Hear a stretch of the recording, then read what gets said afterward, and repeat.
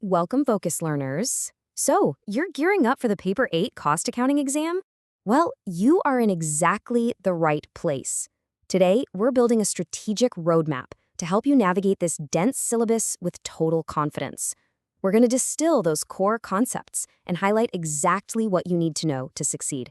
Okay, to lower the cognitive load, we're breaking the syllabus down into 5 clear sections.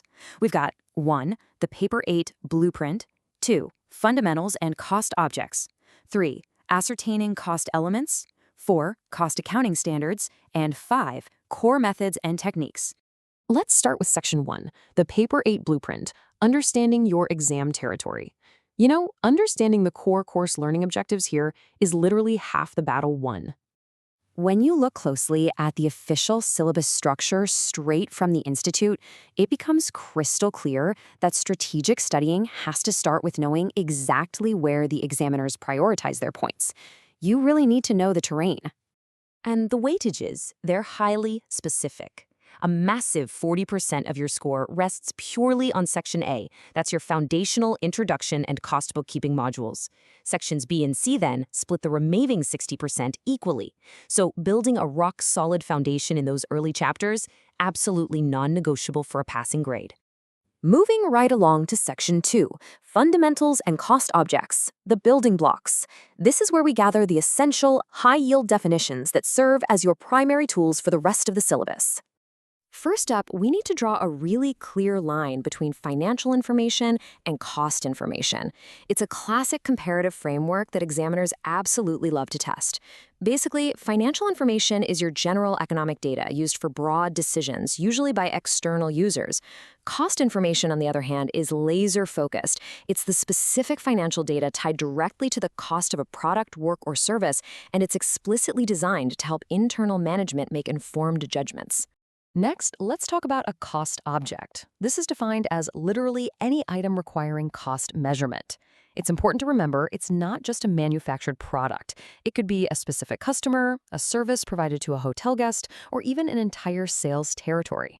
Then we have absorption costing, which you might also know as traditional or full costing. This is the system that assigns both direct costs and all or part of your overheads to cost units using overhead absorption rates. It's really the bedrock of how we accumulate total costs for inventory valuation.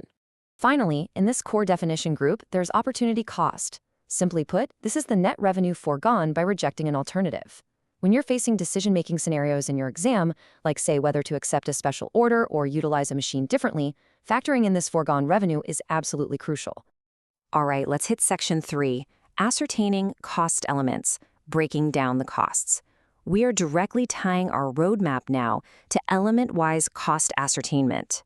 To accumulate costs properly within any setup, there are 4 primary elements you absolutely must master. First, material costs, which means handling procurement, inventory valuation, and managing scrap. Second, employee costs, spanning everything from timekeeping to payroll and incentive schemes. Third, direct expenses. These are your traceable costs other than material or labor. And finally, overheads, which involves the collection, apportionment, and absorption of all your indirect materials, indirect labor, and indirect expenses. So let's pause for a second and pose a critical exam question to trigger your active recall. How exactly do we treat abnormal costs in our cost accounting system? Think about things like abnormal losses, fines, or unexpected penalties. Well, the standard treatment is that abnormal costs are entirely excluded from the regular cost of production. Keeping them separated out ensures that your cost statements reflect true normal operating efficiency. Next up is Section 4, Cost Accounting Standards, or CAS, the regulatory framework. These standards are the mandatory rules of the road for cost measurement and reporting, ensuring uniformity and consistency across different industries. Now, there are a few specific CAS numbers you'll need mapped for immediate recall on exam day.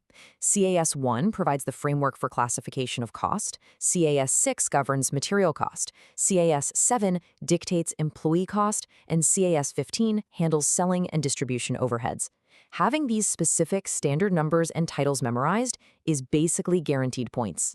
Finally, we arrive at Section 5, Core Methods and Techniques, Applying Your Knowledge.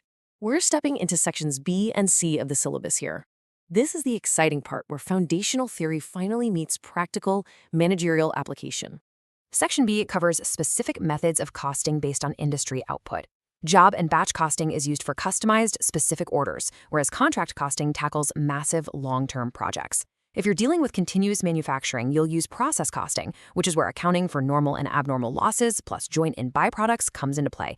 And operating costing is tailored specifically for service industries like transport, hotels, and healthcare. Then we shift gears to Section C, cost accounting techniques. Here you need to master 3 analytical heavyweights. First, marginal costing for cost volume profit analysis and short-term decisions. Second, standard costing and variance analysis to pinpoint inefficiencies. And third, budgetary control to forecast and manage financial positions. These are the actual tools management uses to evaluate alternatives and take corrective actions. When you visualize the operating profit variance analysis framework, you can see exactly how total cost variances branch down like a giant tree. A total cost variance splits out into direct labor, direct material, variable overheads, and fixed overheads. From there, material branches further into price and usage splits once more into mix and yield. Mapping this out in your head is the absolute secret to mastering those tricky standard costing questions on your exam. Which brings us to a final, slightly provocative thought. Are you ready to apply these techniques to optimize sustainable goals? Because, beyond just passing paper 8, that is the ultimate real-world objective of this entire course. It's about developing the critical thinking required to manage risk, guide leadership, and build sustainable competitive advantages in a dynamic business environment. Keep that bigger picture in mind as you study. You've got your roadmap, so go out there and conquer that exam.